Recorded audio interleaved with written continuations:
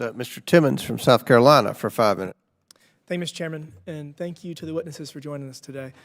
It's quite clear that the Biden administration is attempting to strong-arm its big government agenda on this country via regulatory action. Whether it's the EPA, DOL, or ATF, executive rulemaking under this administration has ensured each and every part of the day-to-day life of the American public will face a greater compliance burden than they did just a few short years ago.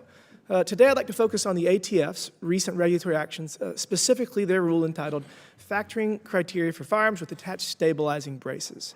This rule is not only a direct reversal of a previous interpretation made by the agency, but it's also an irrefutable attack on the Second Amendment. By categorizing pistols using stabilizing braces as short-barreled rifles, the ATF has turned millions of Americans into felons who are in direct violation of the National Firearms Act and now face up to 10 years in prison if they do not register, surrender, or destroy their firearm. This represents a dark new precedent where executive agencies can subvert congressional authority to become judge, jury, executioner, and now legislator. And I live in the upstate of South Carolina. I represent Greenville and Spartanburg. I can assure you that I have probably 5,000 to 10,000 constituents that are affected by this. So, Mr. White, what precedent does the ATF's reversal of the definition of a pistol brace set? Excuse me, sir, what precedent does it set? What precedent does it set?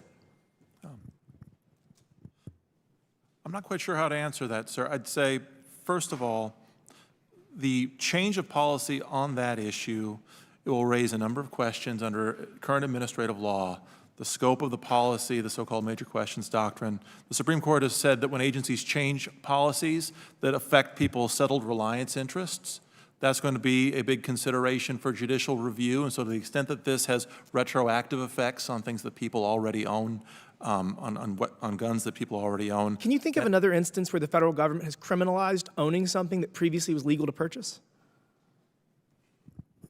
I'm trying to think of a...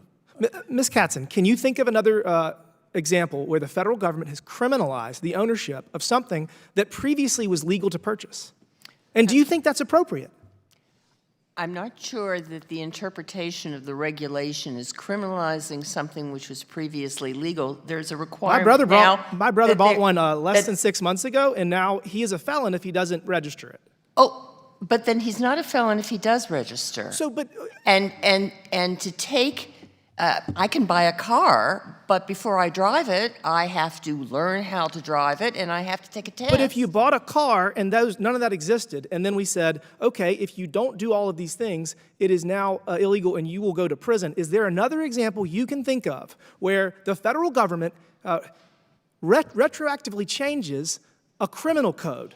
Not even Congress, just the executive branch. It's not retroactively changing if there is a condition precedent that, if undertaken, would no longer leave you in jeopardy. How many Americans do you think follow the ATF's? How many Americans do you think follow the ATF's rulings?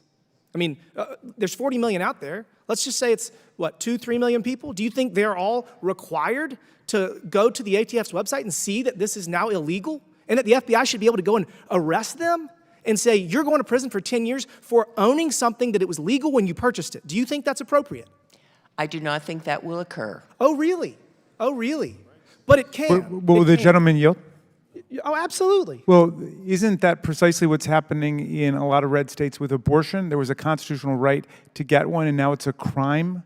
That's the judicial branch making a decision about existing law. And then a legislature. Not an executive branch, But I thought you were looking from the standpoint of the citizen. Someone had a constitutional right to get this health care, and suddenly it's a crime. I don't think there's a single scenario where somebody has been entitled to an abortion and then the Supreme Court decision and then state law has changed it that has resulted in them going to prison. So, I mean, this is real. This affects millions of people, and it is different than that. I appreciate your nuance, but it is not the same. And it is not affecting millions of Americans' Second Amendment rights. Look, this is wrong. We are weaponizing the federal government. The left continues to use the executive branch to achieve objectives they cannot achieve in Congress. And we have to stop that because as the pendulum swings so wildly, our society is going to have a very difficult time adjusting to this new status quo. And with that, Mr. Chairman, I yield back. Gentleman yields back.